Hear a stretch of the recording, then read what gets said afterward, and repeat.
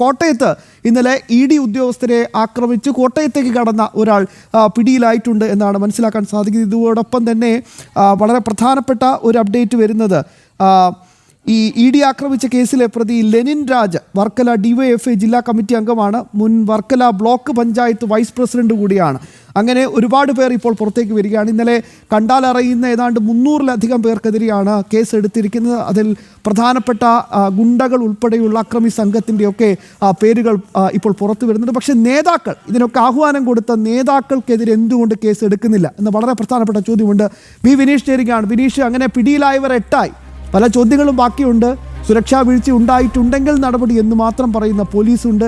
എന്താണ് ശരിക്കും സംഭവിക്കുന്നത്?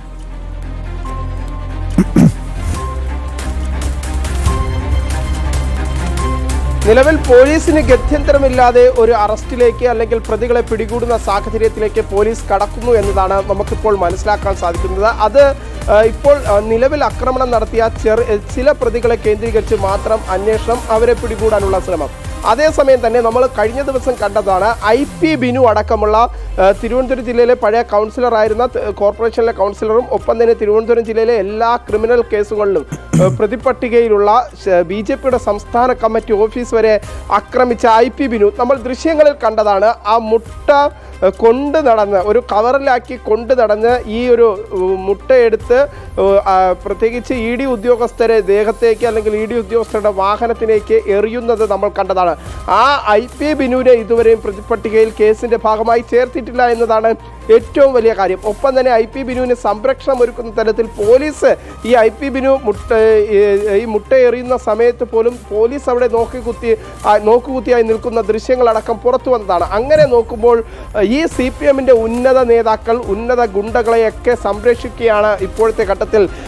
പ്രത്യേകിച്ച് രമേശ് ചെന്നിത്തലയുടെ പോലീസ് എന്ന് തന്നെയാണ്, അല്ലെങ്കിൽ VD സതീഷിന്റെ പോലീസ് സംരക്ഷിക്കുന്നു എന്ന് തന്നെയാണ് നമുക്ക് പറയാൻ സാധിക്കുക. കാരണം ജനറൽ ആശുപത്രിക്ക് തൊട്ട് സമീപത്തുള്ള ഒരു വ്യക്തിയാണ് IP ബിനു. IP ബിനുവിനെ എപ്പോൾ വേണമെങ്കിലും പോലീസിന് പിടികൂടാം. പക്ഷേ പോലീസ് അവിടെയും മിണ്ടാട്ടമില്ലാതെ IP ബിനുവിന് മുന്നിൽ പോലും മുട്ടുമടക്കുന്ന സാഹചര്യമാണ് ഇപ്പോൾ നമുക്ക് കാണാൻ സാധിക്കുന്നത്. എന്തായാലും ചില പ്രതികളെ പോലീസ് പിടികൂടുന്നു. അങ്ങനെ 8 പ്രതികളെ, കഴിഞ്ഞ ദിവസം 5 പേരെ പിടികൂടി, ഇന്ന് 3 പേരിലേക്കും കൂടി അന്വേഷണം എത്തുന്നു. ഒപ്പം തന്നെ മുൻ ബ്ലോക്ക് പഞ്ചായത്ത് അംഗം കൂടിയായിരുന്ന DYFIയുടെ ജില്ലാ കമ്മിറ്റി അംഗം കൂടിയായിരുന്ന ലെനിൻ രാജ് അടക്കമുള്ളവർ ഇപ്പോഴും പുറത്ത് സുഗമമായി തന്നെ വിലസുകയാണ്. അവരൊക്കെ പിടികൂടാൻ ഇപ്പോഴും പോലീസിന് സാധിക്കാത്തതല്ല, പോലീസ് പിടികൂടുന്നില്ല എന്നതാണ് പ്രധാനപ്പെട്ട കാര്യം. അതോടൊപ്പം തന്നെ പോലീസിൻ്റെ ഭാഗത്തുനിന്ന് വലിയ വീഴ്ച തന്നെയാണ് കഴിഞ്ഞ ദിവസം ഉണ്ടായിട്ടുള്ളത് എന്ന കാര്യത്തിൽ സംശയമില്ല. 8 മണിക്കൂറിലധികം സമയം ED ഉദ്യോഗസ്ഥർ പിണറായി വിജയന്റെ വസതിയിൽ റെയ്ഡ് നടത്തുന്നു. റെയ്ഡ് നടത്തിയതിനു ശേഷം തിരിച്ചെത്തുമ്പോൾ അതിനു മുമ്പായി തന്നെ നിരവധി പ്രവർത്തകർ, നേതാക്കൾ ഉൾപ്പെടെയുള്ളവർ അവിടെ തമ്പടിച്ചു നിൽക്കുന്നു. അവർ ആക്രമിക്കാൻ കൃത്യമായി തന്നെ പ്ലാൻ ചെയ്ത് നിൽക്കുന്നു. ഇതെല്ലാം പോലീസിന് വ്യക്തമായി ധാരണയുണ്ടായിട്ട് പോലും പോലീസ് ED ഉദ്യോഗസ്ഥരെ പുറത്തേക്ക് ഇറക്കി വിടുമ്പോൾ, അല്ലെങ്കിൽ ഈ റെയ്ഡ് നടത്തിയതിന് ശേഷം ED ഉദ്യോഗസ്ഥർ പുറത്തേക്ക് വരുന്ന സമയത്ത് അവർക്ക് കൃത്യമായ സുരക്ഷ ഒരുക്കുന്നതിൽ പോലീസിൻ്റെ ഭാഗത്തുനിന്ന് വലിയ വീഴ്ച ഉണ്ടായിട്ടുണ്ട് എന്ന കാര്യത്തിൽ സംശയമില്ല.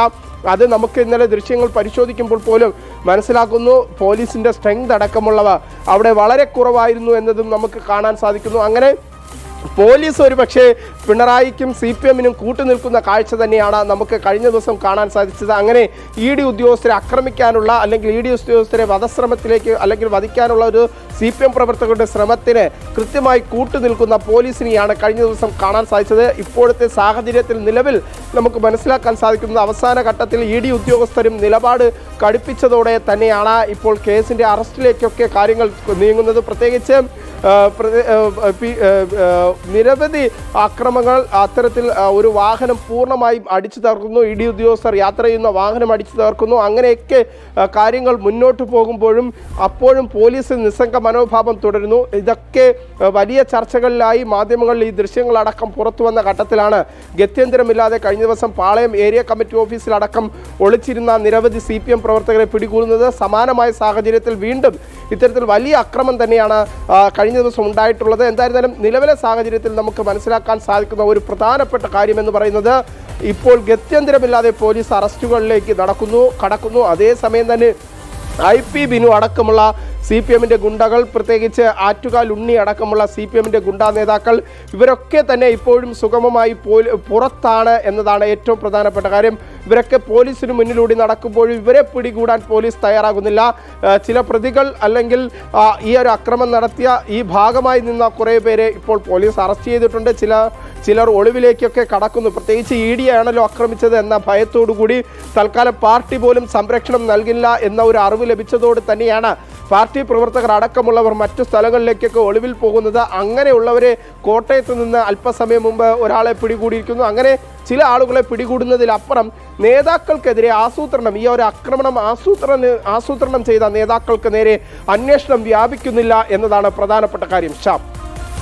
യെസ്, തീർച്ചയായും വിനീഷ്, ഒരു ചെറിയ ഇടവേള വേണം, പെട്ടെന്ന് പോയി തിരിച്ചെത്താം പ്രിയപ്പെട്ട പ്രേക്ഷകരെ. അങ്ങനെ ഇടിക്കൂട്ടിലേക്ക് ചെന്നിത്തലയും കുഞ്ഞാലിക്കുട്ടിയും ഇങ്ങനെ വരിയായി പോകാൻ തയ്യാറെടുക്കുകയാണ്. ഒരക്ഷരം ഇതുവരെയും മിണ്ടിയിട്ടില്ല നമ്മുടെ മുഖ്യമന്ത്രി VD സതീശൻ.